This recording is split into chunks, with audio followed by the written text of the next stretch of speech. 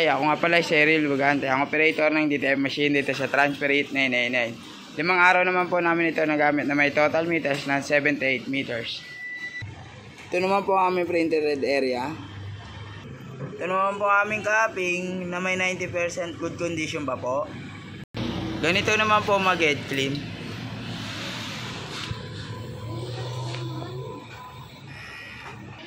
After red clean po, nasa ng wiper. Ang ink system naman po namin ay tama lang po. Ito naman po aming damper. Ito naman po aming nozzle check. Ito naman po yung color. Ito naman po yung white. Ito naman po aming waste tank area. Nilinis po kahapon. Ito naman po aming ABR. Ito naman po aming ground wire. Nakadikit po siya sa wall. Ito naman po ang new sink namin. Nakalagay sa basket na maayos. Ito naman po ang stock namin ng DTF powder. Ito naman po ang DTF ink po namin. Tapos dito naman po ang DTF roll.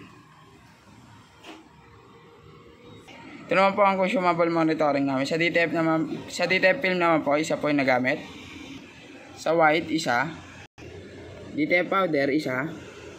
Ito naman po ang DTF output po namin. Ito naman po ang DTF daily checklist po namin. Updated naman po siya. Thank you.